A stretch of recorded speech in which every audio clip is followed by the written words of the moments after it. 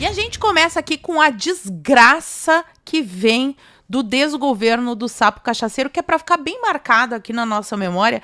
Quem é o nosso inimigo? Quem é que nós temos que combater daqui até o dia da eleição? Precisamos tirar o PT do poder urgentemente, ou a gente acaba com o socialismo no Brasil, ou o PT acaba com o Brasil. Olha só essa notícia aqui, que é de revoltar e, aliás, merece uma bela de uma investigação.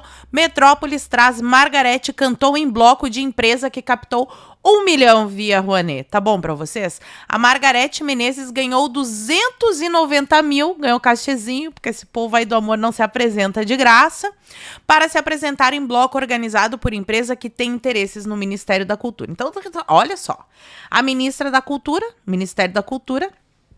autoriza uma empresa a captar recurso via Lei Rouanet, é imposto que deixa de entrar no caixa do Estado para financiar o bloco onde ela mesma vai cantar. Bonitinho, né? Conflito de interesses não há. Enquanto isso, na educação, essa notícia aqui saiu há algum tempo atrás, mas eu vou sempre trazer aqui para mostrar quais são as prioridades desse governo petista. Enquanto a Margarete Menezes, lá, o bloco da Margarete Menezes, ganha 1 milhão de Lei Rouanet, os cegos, os deficientes visuais no Brasil, não terão material didático. Prioridades, né, meus amigos? Tá aqui, ó. Braille zero, pela primeira vez, o MEC deixa de 45 mil deficientes visuais sem livros didáticos no início do ano letivo. Dinheiro para bloquinho tem, para fazer material em Braille, não. E a arrecadação, a cobrança escorchante de impostos no Brasil bateu novo recorde histórico. Nunca se arrecadou tanto na história desse país. Toda vez que o governo fala que arrecadou bastante, significa que o povo empobreceu, porque teve que entregar o fruto do seu trabalho através de impostos para o Lula patrocinar o bloquinho lá da ministra da Cultura. E a escola de samba também, que avacalhou com os cristãos. A arrecadação federal bate recorde histórico e soma 325,8 bilhões em janeiro. Maior valor em 32 anos. E no vídeo que eu postei agora mais cedo, falando sobre as blogueiras da Globo que estão desesperadas, vou deixar linkado aqui no izinho, caso você não tenha visto, eu também trago a notícia de que o governo aumentou impostos sobre componentes eletrônicos, inclusive celulares. O celular vai ficar mais caro, equipamentos hospitalares, computadores e diversos componentes eletrônicos. Tá aqui, ó. A maior arrecadação em 32 anos, gente. O valor arrecadado em janeiro é recorde para todos os meses. Série histórica da Receita Federal começou em 95. Aumento de impostos e expansão da economia tem turbinado a arrecadação federal desde que o governo petista entrou. Eles falam aqui nos últimos anos, mas é desde que o governo petista entrou, porque o Bolsonaro diminuía impostos. Essa vai para aquele pessoal que fala que Lula e Bolsonaro é tudo a mesma coisa. Enquanto o Bolsonaro diminuía impostos, a direita luta pela diminuição do imposto para que o fruto do trabalho fique com o trabalhador. O governo socialista quer arrecadar mais através dos impostos. E outro dado que não fecha é que a gente vê ali, né, o IBGE falando que o desemprego está menor da série histórica, mas não fecha com a realidade. A indústria está cortando vagas no pior janeiro desde 2017. Emprego, produção e uso da capacidade começam 2026 em queda. CNI atribui fraqueza à demanda pressionada pelos juros.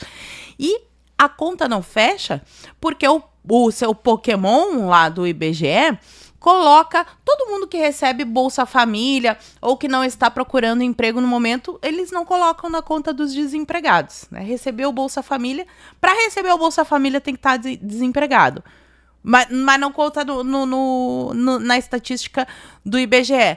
Por isso, aliás, a maquiagem de números é uma característica dos governos socialistas. E a coisa vai piorar, porque ideia ruim é o que mais tem no PT. Agora eles querem fazer o SUS do transporte. Adivinha? Vai piorar a qualidade do transporte e aí eles vão ter mais um motivo para aumentar o imposto de novo. Tá aqui, ó. O Lula vai propor o SUS do transporte.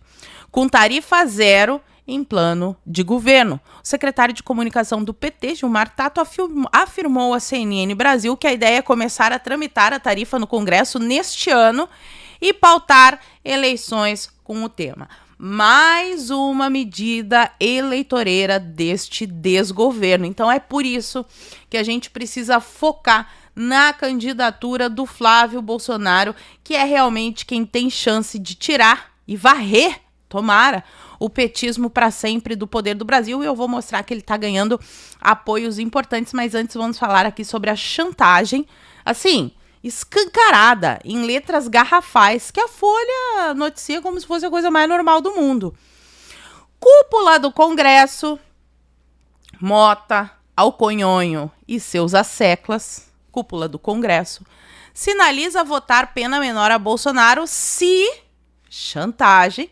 A gente até pode aí votar, né, a derrubada do veto da dosimetria. Mas aí o que tem que fazer em troca?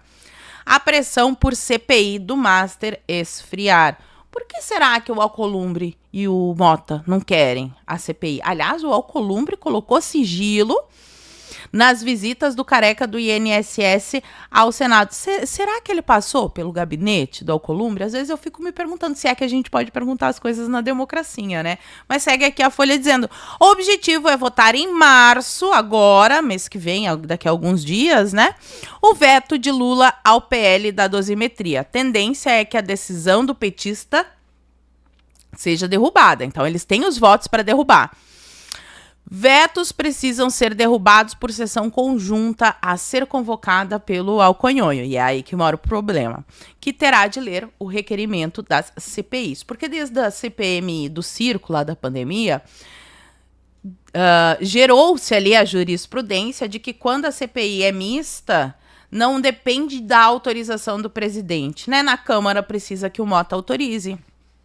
No Senado precisa que o Alcolumbre autorize, mas quando a CPI é mista, basta que tenha a sessão conjunta que o presidente é obrigado a ler o requerimento e dar prosseguimento. Então, ele não vai convocar uma sessão mista que vai votar várias coisas importantes, não é só a derrubada do veto do PL da dosimetria, ele simplesmente vai segurar o máximo que der uma sessão do Congresso só para não ler o requerimento da CPMI do Banco Master. Eles estão se borrando de medo dessa CPI. E agora vamos para o Flávio, porque o governo do Sapo Cachaceiro já está vendo o perigo da candidatura do 01. Tá aqui a coluna do Lauro Jardim. Resultado de pesquisa eleitoral pós-carnaval deixa governo tenso. Então, depois de ter feito toda aquela lambança no desfile da Acadêmicos de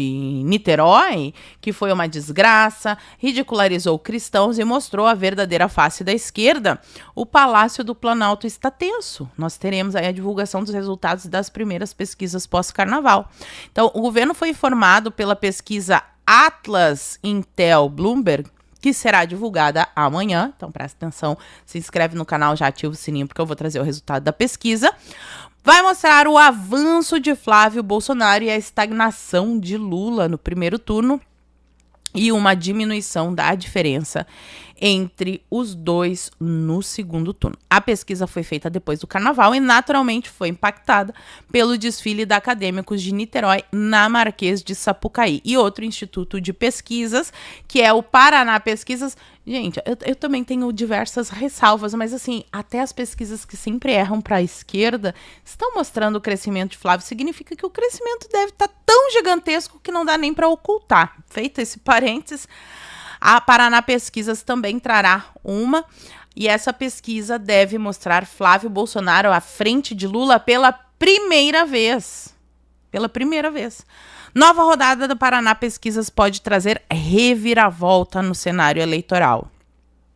Avanço do senador depende agora do eleitor de centro, aquele eleitor que não é lulista nem bolsonarista, que Bolsonaro e Lula é tudo a mesma coisa. É nesse pessoal que a gente tem que chegar. Mostrar, por exemplo, esses dados que eu comecei no início, que eu mostrei no início do vídeo, da diferença, né? Quer pagar mais imposto? Vota no Lula. Quer pagar menos imposto? Flávio Bolsonaro. É assim que funciona. E o Flávio Bolsonaro está com tudo na sua pré-campanha e, inclusive, já anunciou as primeiras promessas. Tá aqui, ó, as primeiras promessas da pré-campanha de Flávio Bolsonaro.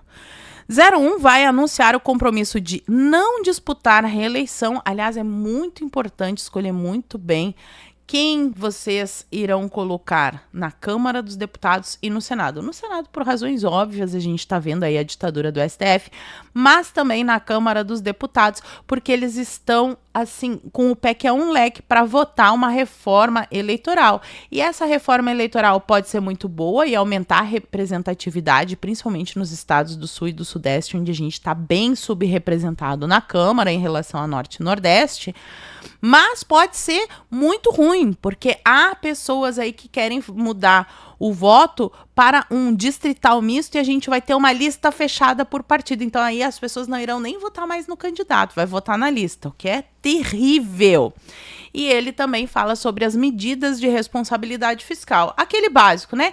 Não gastar mais do que arrecada, fazer corte nos privilégios dessa casta da burocracia. Então essas são aí as primeiras promessas que temos de Flávio Bolsonaro. E temos aquela galera do Centrão, aquela galera que estava resistindo a Flávio, que queria um candidato mais palatável. Até mesmo esse pessoal já está sinalizando apoio. A gente teve o cacique do União Brasil aqui, o Antônio Rueda, falando a respeito do assunto. Cacique do União Brasil descarta a terceira via. Se o Centrão começou a ver isso, meus amigos, o Centrão sente o cheiro da vitória. Eleição está entre Lula e Flávio. Antônio Rueda apontou o senador e petista como muito consolidados. Então, a pré-campanha de Flávio Bolsonaro, que iniciou no final do ano passado, já está muito consolidada. E elogiou o tom leve da campanha do filho de Jair Bolsonaro, mas quem acompanha aqui o canal já viu diversas vezes eu falando que realmente o Flávio é o mais moderado ali da família. E aqui tem um trechinho. Esse foi um evento que foi realizado ontem, tá? Um evento em São Paulo, e aí o Antônio Rueda disse o seguinte, abre aspas, não consigo ver um candidato da terceira via transpor o desafio do segundo turno. O Flávio se consolidou muito, e Lula também. Mas o Lula a gente já sabe que era o candidato, né? Até porque a esquerda não tem outro, e depois que não tiver mais Lula, dificilmente eles chegarão ao poder. Eles não têm um nome para substituir o Lula, que já está em idade avançada, e esta, graças a Deus, será a última eleição que ele vai disputar, e eu sinceramente espero que ele perca. A eleição é de quem errar menos. Então é do Flávio, né? Porque o Lula basta pegar o microfone que ele sai errando. Quem conseguir fazer campanha leve, como o Flávio, que não vai olhar para trás, quer unir o país. A gente vai ter uma eleição muito acirrada, mas só no polo da direita e da esquerda. Então aqui já temos uma sinalização do União Brasil para a candidatura de Flávio, e quem também está tendo conversas ali com o PL é o Zema, que está bem cotado para ser o vice.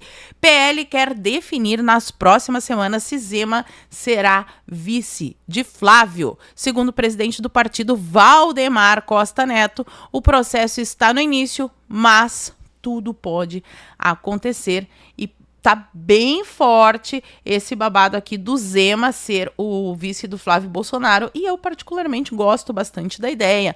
O Zema tem um perfil mais moderado que atrai, né? Faria Limers, galera do sapatênis, tem uma experiência ali como governador de um estado importantíssimo que é Minas Gerais, vai ter um palanque sensacional para o Flávio Bolsonaro. Então eu espero de verdade que essa chapa seja a chapa que vai disputar a eleição presidencial. E aqui, meus amigos, eu tive que trazer essa notícia porque a gente sempre fala aqui sobre a eleição para o Senado. E quem acompanha o canal aí há mais tempo já viu que eu falei a respeito de Frotas, de Joyce, o que aconteceu com eles depois que eles resolveram dar uma facada nas costas do Bolsonaro. A porca de Troia, Joyce Hasselmann, não conseguiu se eleger nem para vereadora. O Frota ainda conseguiu se eleger vereador aí num município pequeno, sei lá eu como, mas nós temos Soraya Trambicki. Este momento eu aguardei ansiosamente. Soraya Trambicki se elege como a senadora do Bolsonaro, fazendo arminha com a mão, e logo que ela entra no Senado, ela se deslumbra e senta no colinho da esquerda. O nome de Soraya Trambicki estará na urna este ano. E, se Deus quiser, eu voltarei aqui para comentar o resultado da eleição com esta senhora sendo demitida do Senado e passando um fiasco homérico, fazendo pouquíssimos votos, assim espero. Mas tá aqui ela, ó, de Bolsonaro a Lula, Soraya Trambicki, ou quer dizer, Tronic, muda de lado e deve tentar a reeleição pelo PSB. E não vai conseguir. A senadora foi eleita em 2018 como a senadora do Bolsonaro, mas rompeu com o campo conservador e se aproximou do esquerdista. Eles usam a palavra progressista aqui, mas é esquerdista ao longo do mandato. Só um pequeno exemplo de como esta senhora é tão baixa que ela fez esse post aqui. Perguntar não ofende, gente, mas é que eu tive uma crise de soluço ontem e fiquei muito preocupada. Alguém já morreu de soluço? Soluço mata? Ai, meu Deus, estou com muito medo. Como se... isso aqui é falta de humanidade até, né? É mau caratismo mesmo. Um senhor de idade no cárcere sendo torturado, sendo que esse soluço advém do ferimento do atentado que ele sofreu. Levou uma facada de um ex-militante do PSOL, desde então fez diversas cirurgias. É por isso que ele tá com crise de soluço. Imagina a pessoa soluçar 24 horas. É um negócio insano. É tão grave que foi feita até uma cirurgia. Mas para essa senhora aqui é motivo de piadinha. E pra gente fechar aqui outro escândalo que é muito importante, que a gente não pode perder de vista, porque esse também promete dominar aí o debate de 2026, até porque nós temos o Alexandre de Moraes e o Toffoli envolvidos até o pescoço com o Banco Master, que agora está nas mãos de André Mendonça. E o André Mendonça deu 60 dias para a Polícia Federal entregar o relatório completo do Master e citações a pessoas com foro. O prazo foi fixado em reunião de 2 horas entre o ministro e a corporação, e o relator tende a manter o caso no Supremo após a análise do documento. Então, o que acontece? Pelo que eu li das notícias, ele está relutante em enviar o caso para a primeira instância porque há autoridades com foro privilegiado. Autoridades no plural. Então, ele está querendo esse relatório com a menção mais explícita de quem são essas autoridades, quais são as provas que a Polícia Federal tem, e nós vamos aí esperar 60 dias para saber essa notícia, que eu estou curiosíssima. E agora eu quero saber de vocês. Fala para mim o que vocês acharam de tudo isso que eu contei, e por enquanto eu vou ficando por aqui. Muito obrigada por terem assistido ao vídeo até o fim. Fiquem todos com Deus. Um beijo e até a próxima. Fui.